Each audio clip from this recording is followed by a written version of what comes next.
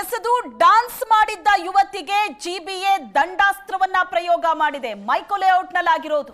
Mico ಲೇಔಟ್ನಲ್ಲಿ dance ಮಾಡಿದ್ದ ಯುವತಿಯ ಮನೆ ಪತ್ತೆ ಮಾಡಿ ಆಕೆ ಮನೆಗೆ ಹೋಗಿ ಫೈನ್ ಹಾಕಿದ್ದಾರೆ ಜಿಬಿಎ ಅಧಿಕಾರಿಗಳು. ಸಿಸಿಟಿವಿ ಆಧರಿಸಿ ಮನೆಗೆ ಹೋಗಿ ಮಾರ್ಷಲ್ನಿಂದ ದಂಡ ಹಾಕಲಾಗಿದೆ.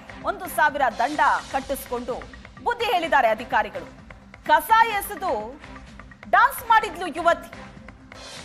ಕಂಡಲ್ಲಿ ಕಸ ಎಸೆದ್ರೆ ಅಧಿಕಾರಿಗಳು ಸಿಸಿಟಿವಿಯಲ್ಲಿ ಚೆಕ್ ಮಾಡಿ ಅಂತವರ ಮನೆಯನ್ನ ಹುಡುಕಿ ಅಂತವರ ಮನೆ ಮುಂದೆ ಕಸ ತಂದು ಸುರಿಯತ್ತೆ, ಜೊತೆಗೆ ದಂಡ ಕೂಡ ಹಾಕ್ತಾ ಇದೆ.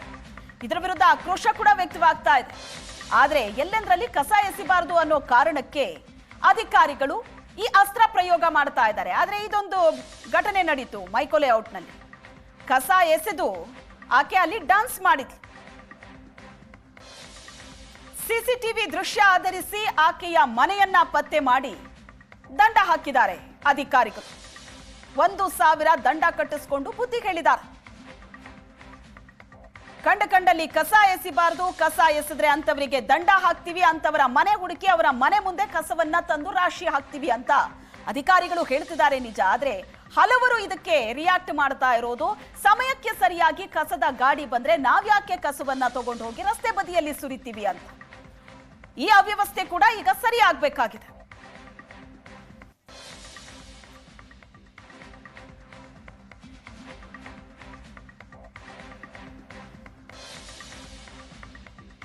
ಜಿಬಿಎ ಅಧಿಕಾರಿಗಳು ದಂಡಾಸ್ತ್ರವನ್ನ ಪ್ರಯೋಗ ಮಾಡಿರೋದು. ಬೆಂಗಳೂರಿನಲ್ಲಿ ಎಲ್ಲೆಂದರಲ್ಲಿ ಕಸ ಎಸೆತಾರೆ, ದುರ್ವಾಸನೆ ಬರ್ತಾ ಇರತ್ತೆ.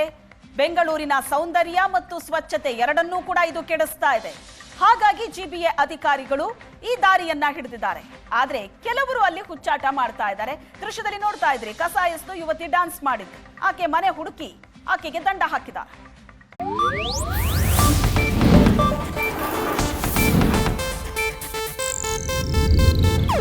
ಇದು ಏಷ್ಯಾನೆಟ್ ನ್ಯೂಸ್ ನೆಟ್ವರ್ಕ್ ಪ್ರಸ್ತುತಿ.